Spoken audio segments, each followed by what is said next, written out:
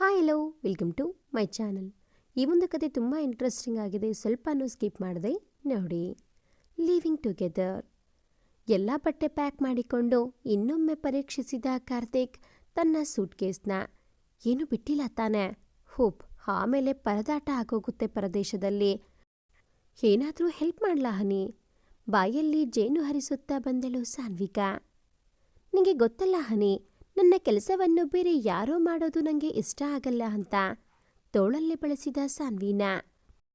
ಗೊತ್ತು ಕಣೋ, you are dam independent ಅಂತ ಕೊರಳು ಕೊಂಕಿಸುತ್ತಾ ನುಡಿದಳು ಚೆಲುವೆ.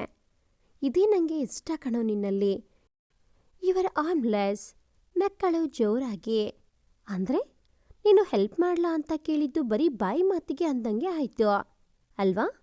ಕಣ್ಣರಳಿಸಿ ಕೇಳಿದ ಕಾರ್ತಿಕ್.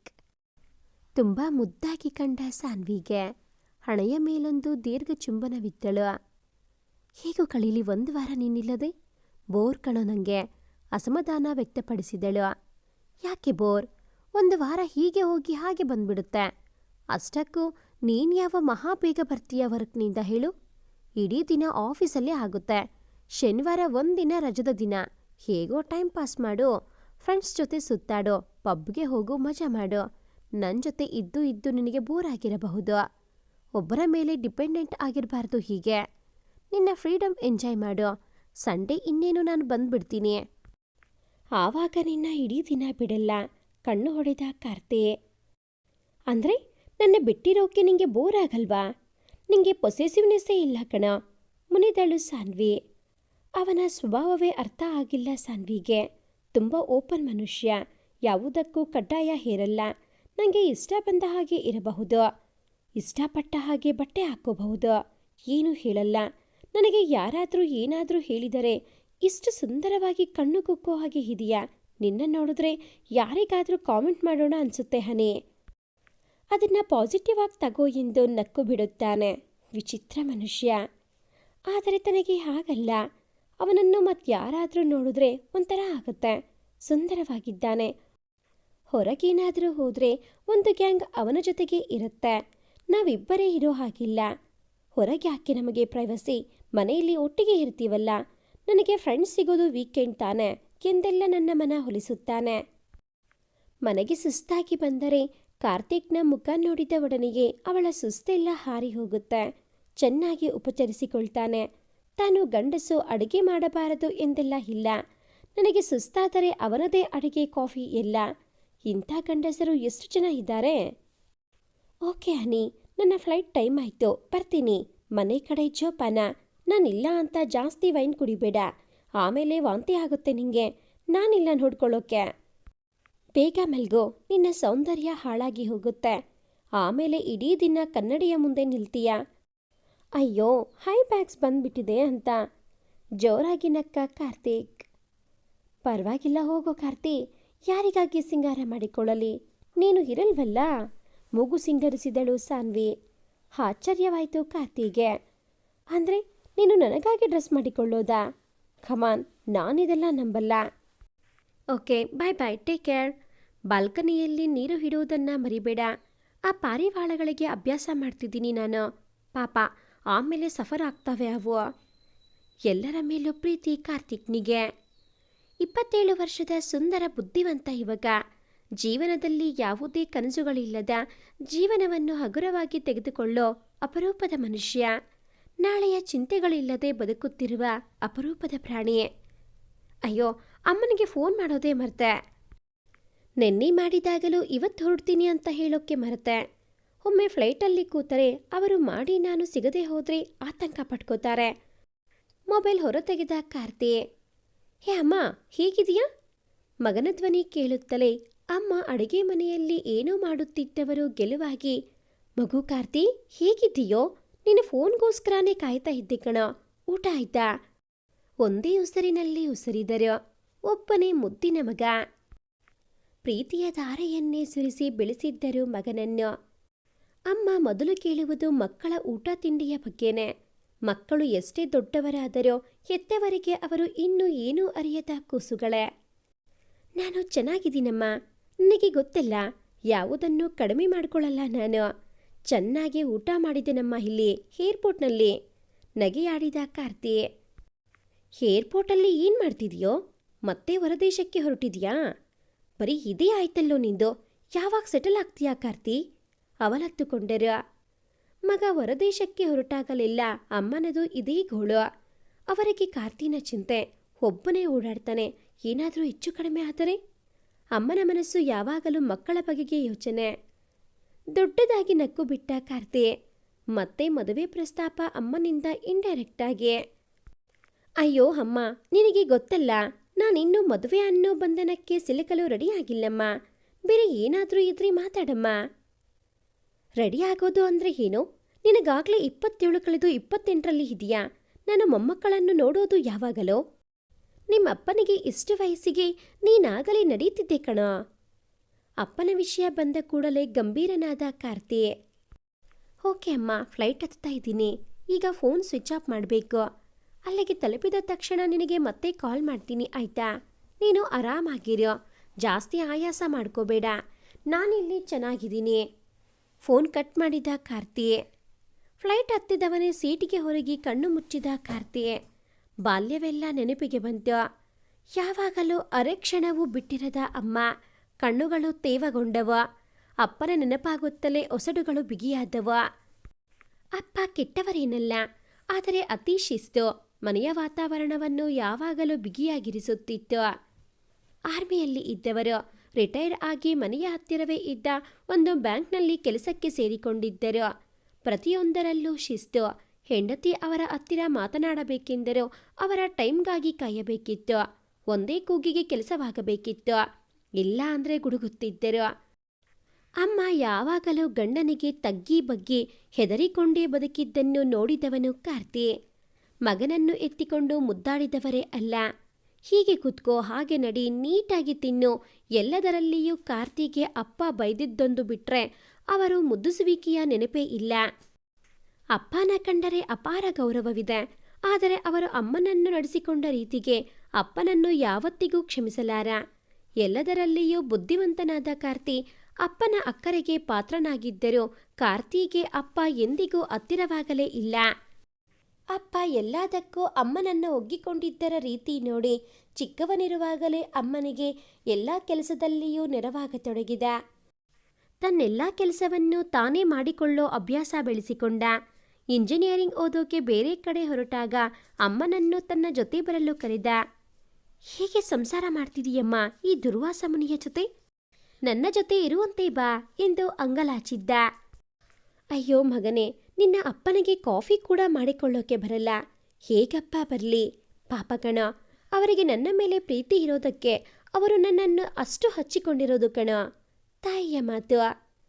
ನಿನಗೆ ಅವರ ಗುಲಾಮಗಿರಿ ಅಭ್ಯಾಸವಾಗಿದೆಯಮ್ಮ. ಇದು ಪ್ರೀತಿ ಅಲ್ಲಮ್ಮ, ಸ್ಲೇವರಿ.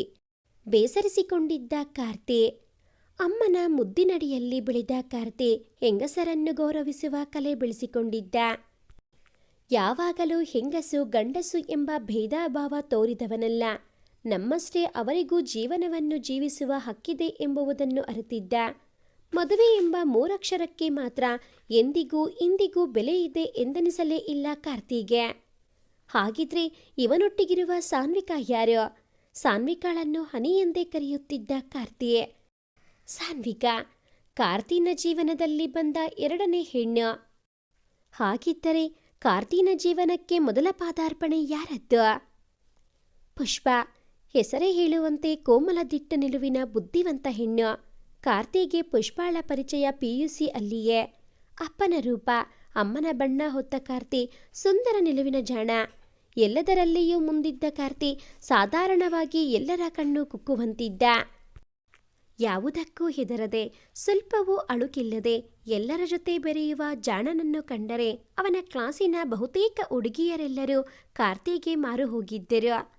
ಪ್ರಾಯ ಆಗ ತಾನೇ ಒಸಲಡಿ ಇಡುವ ವಯಸ್ಸು. ಹುಡುಗರಿಗೆ ಹುಡುಗಿಯರ ಕಂಡರೆ, ಹುಡುಗಿಯರಿಗೆ ಹುಡುಗರ ಕಂಡರೆ ಮಾತನಾಡುವ ತವಕವಿದ್ದರೂ ಏನೋ ಒಂಥರ ಹಿಂಜರಿಕೆ, ಅಳಕು. ಹಾಗಿದ್ದರೂ ಕಾರ್ತಿ ಮಾತ್ರ ಯಾವ ಭಯವಿಲ್ಲದೆ ಎಲ್ಲರ ಜೊತೆಗೆ ಸಮನಾಗಿ ಬೆರೆಯುತ್ತಿದ್ದ. ಅವನ ಸ್ನೇಹಿತರೆಲ್ಲರೂ ಕಾರ್ತಿನ ಮಾತಿನ ಜಾಣೆಗೆ ಬೆರಗಾಗುತ್ತಿದ್ದರು. ನಮಗೆ ಒಂದು ಕಾಳು ಹಾಕದ ಹುಡುಗಿಯರು ಅದೇಗೋ ನಿನ್ನ ಹತ್ರ ಮಾತಾಡ್ತಾರೆ, ಏನ್ ಮೋಡಿ ಮಾಡ್ತೀಯೋ ಎಂದೆಲ್ಲ ಅವನನ್ನು ರೇಗಿಸಿದ್ದುಂಟು. ನಕ್ಕು ಸುಮ್ಮನಾಗುತ್ತಿದ್ದ ಕಾರ್ತಿಕ್. ಆ ಸಮಯದಲ್ಲಿ ಪರಿಚಿತಳಾದವಳು ಪುಷ್ಪ. ಬುದ್ಧಿವಂತೆ, ಚುರುಕು. ಅವಳ ಹಾಗೂ ಕಾರ್ತಿನ ವಿಚಾರಧಾರೆಗಳು ಹೆಚ್ಚು ಕಡಿಮೆ ಹೊಂದಿಕೆಯಾಗುತ್ತಿದ್ದವು. ಡಿಬೇಟ್ನಲ್ಲಿ ಪರಿಚಯವಾದ ಸ್ನೇಹ ಅವರಿಬ್ಬರನ್ನೂ ಹತ್ತಿರಕ್ಕೆ ತಂದಿತ್ತು. ಕಾರ್ತಿಗಿರುವ ಜಾಣೆಗೆ ಅವನು ಎತ್ತರಕ್ಕೆ ಬೆಳೆಯುತ್ತಾನೆಂಬುದರಲ್ಲಿ ಯಾವ ಸಂದೇಹವೂ ಇರಲಿಲ್ಲ. ಇಂಜಿನಿಯರಿಂಗ್ ಅವನ ಕನಸು. ಪುಷ್ಪ ಅವನ ಭವಿಷ್ಯದ ಬಗ್ಗೆ ಕೇಳಿ ತಿಳಿದುಕೊಂಡು ಹೆಮ್ಮೆ ಪಟ್ಟಿದ್ದಳು. ಹಾಗೆಯೇ ಅವನಿಗೆ ಮದುವೆಯ ಬಗ್ಗೆ ಇದ್ದ ತಾತ್ಸಾರಕ್ಕೆ ಆಶ್ಚರ್ಯಪಟ್ಟಿದ್ದಳು ಕೂಡ. ಇನ್ನು ಎಳೆಯ ವಯಸ್ಸು. ಪೂರ್ತಿ ಪಕ್ವವಾಗದೆ ಈ ರೀತಿ ಮಾತನಾಡುತ್ತಿದ್ದಾನೆಂದುಕೊಂಡಿದ್ದ ಅವಳ ಊಹೆ ಸುಳ್ಳು ಎಂದು ಅವನು ಇಂಜಿನಿಯರಿಂಗ್ ಕೊನೆಯ ವರ್ಷದಲ್ಲಿದ್ದಾಗಲೇ ಅವಳಿಗೆ ಅರಿವಾಗಿದ್ದು. ಕ್ಯಾಂಪಸ್ ಸೆಲೆಕ್ಷನ್ ಅಲ್ಲಿಯೇ ಒಳ್ಳೆಯ ಕಂಪನಿಯ ಆಫರ್ ಬಂದಾಗ ಪುಷ್ಪಾಳು ಕೊನೆಯ ವರ್ಷದ ಪದವಿ ಓದುತ್ತಿದ್ದಳು. ಎಳೆಯ ಹಾದಿಯರಿಯದ ವಯಸ್ಸಿನಲ್ಲಿ ಕಾರ್ತಿನ ಮನದರಾಗ ಮೀಟಿದವಳು ಪುಷ್ಪ. ಸ್ವಲ್ಪವೂ ಅಳುಕಿಲ್ಲದೆ ಅವಳ ಬಳಿ ಹೋಗಿ ತನ್ನ ಜೊತೆ ಬಾರೆಂಬ ಆಹ್ವಾನವನ್ನು ಇಟ್ಟಿದ್ದ. ಒಮ್ಮೆ ಆಶ್ಚರ್ಯವೆನಿಸಿದರೂ ಅನುಮಾನದಿಂದ ಕೇಳಿದ್ದಳು ಪುಷ್ಪ. ಈಗ ಹೇಗೆ ನಿನ್ ಜೊತೆ ಬಂದಿರ್ಲೋ ಕಾರ್ತಿ? ನನಗೂ ಜಾಬ್ ಮಾಡಬೇಕೆಂಬ ಆಸೆ ಇದೆ. ಅಷ್ಟಕ್ಕೂ ನಿನಗಿನ್ನೂ ಮದುವೆ ವಯಸ್ಸಲ್ಲ. ಇನ್ನೊಂದೆರಡು ವರ್ಷ ಕಾಯೋಣ. ಆಮೇಲೆ ನಾನು ಮದುವೆಯಾಗುವುದು ನಿನ್ನನ್ನೇ ಕಣ. ವಾಟ್? ಮದುವೆನಾ? ಒಟ್ಟಿಗೆ ಇರೋಕೆ ಮದುವೆನೇ ಆಗಬೇಕಾ? ನಿನ್ನ ಕಂಡ್ರೆ ನನಗೆ ಇಷ್ಟ, ನನ್ನ ಕಂಡ್ರೆ ನಿನಗಿಷ್ಟ. ಒಟ್ಟಿಗೆ ಇರೋಕೆ ಏನು ಪ್ರಾಬ್ಲಮ್? ನೀನೇನು ಯಾರಾದರೂ ಏನಾದರೂ ಅನ್ಬಹುದು ಅಂತ ತಲೆ ಕೆಡಿಸಿಕೊಳ್ಳೋ ಜಾಯಮಾನದವಳಲ್ಲ. ನಾನಂತೂ ಬಿಡೋ, ನಿನಗೆ ಗೊತ್ತೇ ಇದೆ. ಒಟ್ಟಿಗೆ ಹಾಯಾಗಿರೋಣ ಪುಷ್ಪ. ಒಬ್ಬರನ್ನೊಬ್ಬರು ಅರ್ತಿಕೊಳ್ಳೋಕೆ ಇದಕ್ಕಿಂತ ಬೇಕಾ? ಮದುವೆನೇ ಆಗಬೇಕಾ? ಅದೊಂದು ಬಂಧನ ಕಣೆ. ಆಮೇಲೆ ನಿಂಗೆ ನನ್ನ ಮೇಲೆ ಬೇಜಾರು ಬಂದರೆ ಏನು ಮಾಡ್ತೀಯಾ? ಡಿವರ್ಸ್ ಅದು ಇದು ಅಂತ ಲಾಯರ್ ಕಾಲ್ ಹಿಡಿತೀಯಾ? ಗೊಳ್ಳನೆ ನಕ್ಕಿದ್ದ. ಪುಷ್ಪಾಳಿಗೆ ಏನು ಹೇಳಬೇಕು ಅಂತಾನೆ ತೋಚದ ಪರಿಸ್ಥಿತಿ. ಅಂದರೆ ಮದುವೆ ಆಗದೆ ಒಟ್ಟಿಗೆ ಗಂಡ ಹೆಂಡತಿ ಥರ ಸಂಸಾರ ಮಾಡ್ಕೊಂಡಿರೋದಾ? ಏನು ಹೇಳ್ತಿದೀಯಾ ಅಂತ ಗೊತ್ತು ತಾನೇ ಕಾರ್ತಿ ನಿಂಗೆ? ನಾವೇನು ಅಮೇರಿಕನ್ಸಾ? ಇನ್ನೂ ಅಷ್ಟು ಹದಗೆಟ್ಟಿಲ್ಲ ಕಣೋ ನಮ್ಮ ಸಂಸ್ಕೃತಿ. ಏನು ಮಾತಾಡ್ತಿದ್ಯಾ ಅನ್ನೋ ಪರಿವೇನಾದರೂ ಬೇಡವಾ ನಿಂಗೆ? ಮುಖವೆಲ್ಲ ಸಿಟ್ಟಿನಿಂದ ಕೆಂಪಾಗಿತ್ತು. ಕಂಪಿಸುತ್ತಿದ್ದಳು. ಹಾಗಿದ್ರೆ ನಿನಗೇನಾದರೂ ನನ್ನ ಮೇಲೆ ಸ್ವಲ್ಪ ದಿನ ಬಿಟ್ಟು ಬೇಸರ ಬಂದರೆ ನನ್ನ ಬಿಟ್ಬಿಡ್ತೀಯಾ? ಆಮೇಲೆ ನಾನೆಲ್ಲಿ ಹೋಗಲಿ? ಅಪ್ಪ ಅಮ್ಮನಿಗೆ ಹೇಗೂ ಮುಖ ತೋರಿಸ್ಲಿ? ನಾನು ಮದುವೆನ ಗೌರವಿಸ್ತೀನಿ ಕಣೋ. ಅದೊಂದು ಪವಿತ್ರ ಬಾಂಧವ್ಯ, ಬಂಧನ ಅಲ್ಲ. ನಾವೇನೋ ಪಶುಗಳ ಹೇಗೆ ಬೇಕೋ ಹಾಗಿರೋಕೆ? ಕೆನ್ನೆಗೊಂದು ಅಪ್ಪಳಿಸಿ ಹೋಗಿದ್ದಳು. ಕಾರ್ತಿಗೆ ದೊಡ್ಡ ಶಾಕ್. ಪುಷ್ಪ ಲಿವಿಂಗ್ ಟುಗೆದರ್ ಅಥವಾ ಲಿವ್ ಇನ್ ರಿಲೇಶನ್ಶಿಪ್ ಅನ್ನು ಹೀಗೆ ತೆಗೆದುಕೊಳ್ಳುತ್ತಾಳೆಂಬ ಎಳ್ಳಷ್ಟು ಸಂದೇಹವಿಲ್ಲದೆ ಅವಳ ಬಳಿ ಈ ವಿಷಯ ಪ್ರಸ್ತಾಪಿಸಿದ್ದ. ದೊಡ್ಡ ಭ್ರಮ ನಿರಾಸನವಾಗಿತ್ತು ಕಾರ್ತಿಗೆ. ಪುಷ್ಪಾಳನ್ನು ಮನದಲ್ಲಿಯೇ ಆರಾಧಿಸಿದ್ದ ಕಾರ್ತಿ. ಆದರೂ ಮದುವೆಗೆ ಕಾಂಪ್ರಮೈಸ್ ಆಗಲು ರೆಡಿ ಇರಲಿಲ್ಲ ಕಾರ್ತಿಕ್. ಮನದಲ್ಲಿಯೇ ರೋಧಿಸಿದ್ದ. ಆಮೇಲೆ ಎಂದೂ ಅವನು ಪುಷ್ಪಾಳನ್ನು ಭೇಟಿ ಆಗಲೇ ಇಲ್ಲ. ಅವನು ಪುಷ್ಪಾಳ ನೆನಪಿನಲ್ಲಿರುವಾಗಲೇ ಅವನ ಮನ ಪ್ರವೇಶ ಮಾಡಿದ್ದು ಸಾನ್ವಿಕಾ. ಆಫೀಸ್ ಪಾರ್ಟಿ ಒಂದರಲ್ಲಿ ಸುಂದರವಾದ ಮೈಮಾಟದ ಬೆಡಗಿ ಹೊಟ್ಟೆ ತುಂಬ ವೈನ್ ಕುಡಿದು ತೂರಾಡುವಾಗ ಅವಳನ್ನು ಹಿಡಿದು ಅಡ್ರೆಸ್ ಕೇಳಿ ಟ್ಯಾಕ್ಸಿ ಮಾಡಿಕೊಂಡು ಅವಳನ್ನು ಮನೆಯವರೆಗೂ ಬಿಟ್ಟು ಬಂದಿದ್ದ ಕಾರ್ತಿ. ಕುಡಿದ ಮತ್ತಿನಲ್ಲಿ ಅವಳಿರುವುದು ಹಾಸ್ಟೆಲ್ನಲ್ಲಿಯೋ ಅವಳ ಹತ್ತಿರದವರ್ಯಾರೂ ಇಲ್ಲಿ ಇಲ್ಲವೆಂದು ಅರ್ಥಕೊಂಡಿದ್ದ. ಕುಡಿದ ಮತ್ತಿನಲ್ಲಿರೋ ತನ್ನನ್ನು ಯಾವ ಅಡ್ವಾಂಟೇಜ್ ತೆಗೆದುಕೊಳ್ಳದೆ ಇಷ್ಟು ಸೇಫ್ ಆಗಿ ಮನೆ ಮುಟ್ಟಿಸಿದ್ದಕ್ಕೆ ಥ್ಯಾಂಕ್ಸ್ ಕೂಡ ಹೇಳಲಾಗಲಿಲ್ಲವೆಂದು ಕಾಫಿಗೆ ಆಹ್ವಾನಿಸಿದ್ದಳು ಸಾನ್ವಿಕಾ. ಕಾರ್ತಿ ಒಬ್ಬ ಜೆಂಟಲ್ಮ್ಯಾನ್ ಎಂಬುದನ್ನು ಅರಿತುಕೊಂಡಿದ್ದಳು. ಮಾತೆಲ್ಲ ಮುಗಿದು ಎಷ್ಟು ಓಪನ್ ಮನುಷ್ಯ ಎಂದು ಕಾರ್ತಿನ ಗುಣಕ್ಕೆ ಮಾರು ಹೋದ ಸಾನ್ವಿಕಾ ಅಲ್ಲಿಯೇ ಕಾರ್ತಿನ ಬರಸೆಳೆದು ಒಂದು ದೀರ್ಘ ಚುಂಬನವಿಟ್ಟು ಅಲ್ಲಿಂದ ಸರಸರನೆ ನಡೆದು ಹೋಗಿದ್ದಳು. ಕಾರ್ತಿಗೆ ಆಶ್ಚರ್ಯ. ನಾನು ಮಾಡಿದ್ದು ಒಂದು ಸಣ್ಣ ಕೆಲಸ. ಆ ಕೆಲಸಕ್ಕೆ ಸಾನ್ವಿಕಾ ವರ್ತಿಸಿದ ರೀತಿ? ಆದರೂ ಏನೂ ಆಗದೆ ಇರುವಂತೆ ಸಾನ್ವಿಕಾ ಸಿಕ್ಕಾಗ ಹಾಯ್ ಹೇಳಿದ್ದ. ಪದೇ ಪದೇ ಇಬ್ಬರ ಭೇಟಿ ಒಬ್ಬರನ್ನೊಬ್ಬರು ಚೆನ್ನಾಗಿ ಅರಿತುಕೊಳ್ಳುವಂತೆ ಮಾಡಿದ್ದು. ಸಾನ್ವಿಕಾ ಸಾಂಪ್ರದಾಯಸ್ಥ ಕುಟುಂಬದಿಂದ ಬಂದವಳು. ಅದೇ ಸಂಪ್ರದಾಯ ಅವಳ ಉಸಿರು ಕಟ್ಟಿಸುತ್ತಿತ್ತು. ಕಾರ್ತಿನ ವಿಚಾರಧಾರೆಗೆ ಮನಸೋತಿದ್ದಳು. ಒಂಥರ ಥ್ರಿಲ್ ಬಯಸೋ ಹುಡುಗಿ. ಯಾವುದಕ್ಕೂ ಜಾಸ್ತಿ ತಲೆ ಕೆಡಿಸಿಕೊಳ್ಳದ ಮನೋಭಾವ. ದುಡುಕು ಸ್ವಭಾವದ ಸಾನ್ವಿಕಾ ಕಾರ್ತಿನ ಗುಣಕ್ಕೆ ಅತಿ ಕಡಿಮೆ ಸಮಯದಲ್ಲಿಯೇ ಮಾರು ಹೋಗಿದ್ದಳು. ಅವನೇನು ಹೇಳಿದರೂ ಕೇಳು ಸ್ಥಿತಿಯಲ್ಲಿ ಇದ್ದ ಸಾನ್ವಿಗೆ ಒಟ್ಟಿಗೆ ಬದುಕು ಸಾಗಿಸುವುದರ ಹಿನ್ನೆಲೆ ಅಥವಾ ಮುಂದಿನದ್ದರ ಬಗ್ಗೆ ಎಳ್ಳಷ್ಟು ಜ್ಞಾನವಿರಲಿಲ್ಲ. ಅದನ್ನು ಅವಳು ಯೋಚಿಸಲೂ ಇಲ್ಲ. ಈಗ ಅವಳ ಕನಸು ಕಾರ್ತಿ. ಅವನನ್ನು ಮನಸಾರೆ ಬಯಸಿ ಒಂದಿನ ಹಾಸ್ಟೆಲ್ ಬಿಟ್ಟು ಕಾರ್ತಿನ ಫ್ಲ್ಯಾಟ್ಗೆ ಬಂದಿಳಿದಳು. ನೋಡು ಹನಿ, ಯಾವುದೇ ಕಾಂಪ್ಲಿಕೇಶನ್ ಆಗೋದು ಬೇಡ ಅಂತ ಇಷ್ಟು ರೂಲ್ಸ್ ಮಾಡಿದ್ದೀನಿ. ನಿನಗೊಪ್ಪಿಗೆ ಆದರೆ ಒಟ್ಟಿಗೆ ಇರೋಣ. ನಾನು ನೀನು ಇಬ್ಬರು ಒಂದೇ ಈ ಮನೆಯಲ್ಲಿ. ತೆಗೆದುಕೋ. ಒಂದು ದೊಡ್ಡ ಹಾಳೆ ಇತ್ತು ಅವನ ಕೈಯಲ್ಲಿ. ಏನಿರಬಹುದು ಅದರಲ್ಲಿ? ಹಾಗಿದ್ದರೆ ಆ ಲೀಸ್ನಲ್ಲಿ ಇದ್ದದ್ದಾದ್ರೂ ಏನು? ಕೆಲವು ಷರತ್ತುಗಳನ್ನು ಹಾಕಿದ್ದ. ಸಾನ್ವಿ ಕಾರ್ತಿನ ಜೊತೆ ಇರೋವರೆಗೂ ಬೇರೆ ಬಾಯ್ ಫ್ರೆಂಡ್ಸ್ಗಳನ್ನು ಇಟ್ಟಿಕೊಳ್ಳೋ ಹಾಗಿಲ್ಲ. ಮನೆಯ ಬಾಡಿಗೆಯನ್ನು ವಿಭಾಗಿಸಿದ್ದ. ಮನೆಗೆ ಏನನ್ನು ತರಬೇಕೆಂದು ಇಬ್ಬರ ಅನುಮತಿ ಬೇಕಿತ್ತು. ಒಬ್ಬರ ಸ್ವಾತಂತ್ರ್ಯವನ್ನು ಇನ್ನೊಬ್ಬರು ಪ್ರಶ್ನಿಸೋ ಹಾಗಿಲ್ಲ. ದೇಹ ಸಂಬಂಧ ಮಾಡಬೇಕು ಎಂದರೆ ಇಬ್ಬರ ಸಹಕಾರವೂ ಇರಬೇಕು. ಅಕಸ್ಮಾತಾಗಿ ಏನಾದರೂ ಹೆಚ್ಚು ಕಮ್ಮಿ ಆಗಿ ಸಾನ್ವಿ ಪ್ರೆಗ್ನೆಂಟ್ ಆದರೆ ಅದಕ್ಕೆ ಕಾರ್ತಿಕ್ ಜವಾಬ್ದಾರನಲ್ಲ. ಓ ಮೈ ಗಾಡ್! ಅರಿವಿಲ್ಲದಂತೆ ಬಂತು ಸಾನ್ವಿಯ ಬಾಯಲ್ಲಿ. ಒಬ್ಬರ ಅಭಿಪ್ರಾಯವನ್ನು ಇನ್ನೊಬ್ಬರ ಮೇಲೆ ಹೇರೋ ಹಾಗಿಲ್ಲ. ಇವರಿಬ್ಬರನ್ನು ಬಿಟ್ಟರೆ ಬೇರೆ ಯಾರ ಸ್ನೇಹಿತರು ಮನೆಗೆ ಬರೋ ಹಾಗಿಲ್ಲ. ಯಾರು ಯಾವಾಗ ಬೇಕಾದರೂ ಒಬ್ಬರನ್ನೊಬ್ಬರು ಬಿಡಬಹುದು. ಯಾಕೆ ಏನು ಅಂತ ಅಧಿಕಾರ ಚಲಾಯಿಸೋ ಹಾಗಿಲ್ಲ. ಇವರಿಬ್ಬರು ಅವರದೇ ಆದ ಸ್ಪೇಸ್ ಬೇಕು. ಮುಖ್ಯವಾಗಿ ಮದುವೆ ಸಂಬಂಧವನ್ನು ಪ್ರಸ್ತಾಪಿಸೋ ಹಾಗಿಲ್ಲ. ಸಾನ್ವಿಕಾ ಇದ್ಯಾವುದನ್ನು ಊಹಿಸಿಯೇ ಇರಲಿಲ್ಲ. ಇನ್ಫ್ಯಾಕ್ಟ್ ಅವಳಿಗೆ ಈ ಥರದ ಒಂದು ಸನ್ನಿವೇಶವನ್ನು ಎದುರಿಸುತ್ತೇನೆಂಬ ಕಿಂಚಿತ್ ಅರಿವು ಇರಲಿಲ್ಲ. ಲಿವಿಂಗ್ ಟುಗೆದರ್ ಆಫರ್ ಕಾರ್ತಿನಿಂದ ಬಂದಾಗ ಕಾರ್ತಿನ ತೋಳತೆಕ್ಕೆಯಲ್ಲಿ ತನ್ನನ್ನು ತಾನು ಕಲ್ಪಿಸಿಕೊಂಡಳೇ ವಿನಃ ಈ ಥರದ ಷರತ್ತುಗಳನ್ನು ಕಾರ್ತಿ ಆಕೆಯಾನು ಎಂಬ ಸಣ್ಣ ಸಂಶಯವೂ ಅವಳಿಗೆ ಬಂದಿರಲಿಲ್ಲ. ಒಂದು ಸಲ ಅವಾಕಾದವಳೆ ಚೇತರಿಸಿಕೊಂಡು ಜೋರಾಗಿ ನಗತೊಡಗಿದಳು. ಏನು ಇದೆಲ್ಲ? ಇಷ್ಟೊಂದು ಲೆಕ್ಕಾಚಾರ ಹಾಕಿಬಿಟ್ಟಿದ್ದೀಯಾ? ನೋನಿ, ದಿಸ್ ಈಸ್ ವೆರಿ ಇಂಪಾರ್ಟೆಂಟ್. ನಗ್ಬೇಡ. ಈಗಲೂ ನಿನಗೆ ಸಮಯ ಇದೆ. ಬೇಡ ಅಂದರೆ ನನ್ನ ಒತ್ತಾಯವೇನಿಲ್ಲ. ನಿನಗೆ ಇಷ್ಟ ಬಂದ ಕಡೆ ಇರಬಹುದು. ನನ್ನ ಜೊತೆ ಇರು ಅಂತ ನಾನೇನು ಬಲವಂತ ಮಾಡಲ್ಲ. ಸರಿಯಾಗಿ ವಿಚಾರ ಮಾಡಿ ನಿರ್ಧಾರ ತೆಗೆದುಕೋ. ನಾನು ಸ್ನಾನ ಮಾಡಬೇಕು. ಸ್ವಲ್ಪ ಹೊತ್ತಿಗೆ ಬಂದೆ. ತನ್ನ ಟವಲ್ ಎತ್ತಿಕೊಂಡು ಬಾತ್ರೂಮ್ ಕಡೆ ಹೆಜ್ಜೆ ಹಾಕಿದ ಕಾರ್ತಿ. ಸಾನ್ವಿಕಾ ಕಾರ್ತಿನ ಮೋಹಕ್ಕೆ ಎಷ್ಟು ಬಲಿಯಾಗಿದ್ದಾಳೆಂದರೆ ಅವಳಿಗೆ ಇದ್ಯಾವುದೋ ದೊಡ್ಡ ವಿಷಯ ಅನ್ನಿಸಲೇ ಇಲ್ಲ. ಇಷ್ಟೇನಾ? ಕರೆಕ್ಟಾಗೇ ಹೇಳಿದಾನಲ್ಲ. ನನ್ನಿಂದ ಅವನಿಗೆ, ಅವನಿಂದ ನನಗೆ ತೊಂದರೆ ಆಗದೇ ಇದ್ರೆ ಆಯ್ತು ಅಷ್ಟೇ. ನಿನ್ನ ಬಿಡಲ್ಲ ಕಣೋ. ಕೂಗುತ್ತಾ ಬಾತ್ರೂಮ್ ಕಡೆ ನಡೆದಳು ಸಾನ್ವಿಕಾ. ಹಿಂದಿನದು, ಮನೆಯದ್ದು, ಅಪ್ಪ ಅಮ್ಮ ನೆನಪಾದೊಡನೆ ಮನಸ್ಸೆಲ್ಲ ಯಾಕೋ ಭಾರವೆನಿಸಿತು. ತಟಕ್ಕನೆ ಸಾನ್ವಿ ನೆನಪಾದಳು. ಸೀಟಲ್ಲಿ ಕೂತ ಮೇಲೆ ನೋಡು, ನಿನ್ನ ಪಾಕೆಟಲ್ಲಿ ಏನೋ ಇಟ್ಟಿದ್ದೀನಿ ಎಂದಿದ್ದಳಲ್ವಾ? ಏನಿರಬಹುದು? ಕುತೂಹಲದಿಂದ ಜೇಬೆಲ್ಲ ತಡಕಾಡಿದ. ಉದ್ದನೆಯ ಲೀಸ್ಟ್. ಬರೀ ಕಾಸ್ಮೆಟಿಕ್ಸ್, ಪರ್ಫ್ಯೂಮ್ಗಳಿಂದ ತುಂಬಿ ಹೋಗಿತ್ತು. ತಲೆಯ ಮೇಲೆ ಕೈ ಹೊತ್ತು ಕುಳಿತ. ಅಬ್ಬಾ, ಈ ಹೆಂಗಸರೆಲ್ಲ ಯಾಕೆ ಹೀಗೆ? ಮೇಕಪ್ ಇಲ್ಲದೆ ಇರೋಕ್ಕಾಗಲ್ವೇ ಇವರಿಗೆ? ಯಾಕೆ ಬಾಹ್ಯ ಸೌಂದರ್ಯಕ್ಕೆ ಅಷ್ಟು ಬೆಲೆ ಕೊಡ್ತಾರೆ? ಅಮ್ಮ ನೆನಪಾದ್ರು. ಸ್ವಚ್ಛನೆಯ ಮುಖದಲ್ಲೊಂದು ಪುಟ್ಟದಾದ ಬಿಂದಿ. ಎಷ್ಟು ಲಕ್ಷಣವಾಗಿದ್ದಾರೆ ಅಮ್ಮ. ಅವರು ಕನ್ನಡಿಯ ಮುಂದೆ ಗಂಟೆಗಟ್ಟಲೆ ಕುಳಿತು ಕಾಲಹರಣ ಮಾಡಿದ್ದೆಂದು ನೋಡಿಲ್ಲ. ಆದರೆ ಸಾನ್ವಿ ಬೇಕು ಅಂತಲೇ ಬೆಡ್ರೂಮ್ನ ಮೂರೂ ಬದಿಗೂ ಉದ್ದನೆಯ ಮಿರರ್ಗಳು. ಮಾತನಾಡೋವಾಗೂ ಕನ್ನಡಿ ನೋಡ್ತಾಳೆ. ನಗು ಬಂತು ಕಾರ್ತಿಗೆ. ಕೆಲವೊಂದನ್ನೆಲ್ಲ ಪ್ರಶ್ನಿಸುವ ಜಾಯಮಾನದವನಲ್ಲ ಕಾರ್ತಿ. ಕೆಲವೊಮ್ಮೆ ಸಾನ್ವಿಳ ಪ್ರೀತಿ ಅತಿ ಅನ್ನುವಷ್ಟು ಹೆಚ್ಚುತ್ತಿತ್ತು.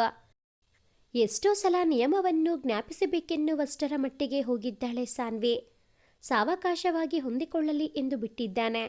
ತಾನೆಲ್ಲಿಗೆ ಹೋದರೂ ಅವಳಿಗೆ ವರದಿ ಒಪ್ಪಿಸಬೇಕು. ಹೆಚ್ಚಾಗಿ ಹೆಂಗಸರು ಸಹ ಉದ್ಯೋಗಿಗಳ ಬಗ್ಗೆ ವಿಚಾರಿಸ್ತಾಳೆ. ಕಾರ್ತಿಗೇಕೋ ಅದು ಇಷ್ಟವಾಗಲ್ಲ. ತುಂಬ ಸಂಶಯದ ಸ್ವಭಾವ ಅನ್ನಿಸುತ್ತಿತ್ತು ಒಮ್ಮೊಮ್ಮೆ. ಮನೆಯಲ್ಲಿರೋವಷ್ಟು ಹೊತ್ತು ಸದಾ ತನ್ನನ್ನಂಟಿಕೊಂಡೇ ಇರ್ತಾಳೆ. ತುಂಬ ಮಾತಾಡ್ತಾಳೆ. ಅವಳದ್ದನ್ನೇ ಕೇಳಬೇಕು.